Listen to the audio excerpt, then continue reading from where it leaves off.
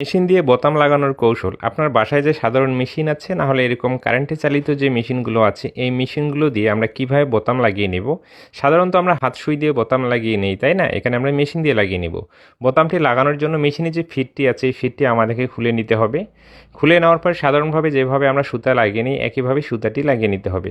নেওয়ার পরে বোতাম যেখানে যেখানে আপনি লাগাবেন সেইখানে এভাবে চিহ্ন দিয়ে মার্জিন করে নিতে হবে। এরপরে বোতামটি এভাবে সুন্দর করে ঠিক সেন্টারে আপনাকে রাখতে হবে। রেখে দেখুন বোতামের যে ছিদ্রগুলো আছে, তাই না? এই ছিদ্রগুলোতে ফার্স্ট টাইম একটি সেলাই শুরু করতে হবে। এরপরে আরেকটি ছিদ্রতে নিয়ে আসতে হবে। এইভাবে ছিদ্র অনুযায়ী সেলাই করে নিতে হবে। এই বোতামগুলো লাগানোর সময় আপনার যে মেশিনের যে স্পিডটি আছে, স্পিডটি একেবারে কমিয়ে দিতে হবে। এবং যদি আপনি পুট মেশিন দিয়ে সেলাই করেন, সেলাইটি একেবারে ঘন করে নেবেন, তাহলে মেশিনের যে স্পিডটি আপনার একবারে স্লো হয়ে যাবে। আর আপনি যদি একেবারে নতুন হয়ে থাকেন, স্লোভাবে সেলাই করার চেষ্টা করবেন, দেখবেন খুব সহজে আপনার বোতামটি লাগিয়ে নিতে পারবেন সাধারণ মেশিন দিয়ে। কি করতে হবে? মেশিনের ফিটটি আপনাকে খুলে নিয়ে জাস্ট এইভাবে আমি যেভাবে দেখাচ্ছি এইভাবে সেলাই করে নিতে হবে। এইভাবে বোতাম লাগানোর পরে হয়তো ভাববেন বোতামটি খুলে যেতে পারে না। আপনাকে আমি লাগানোর পরে দেখিয়ে দিচ্ছি।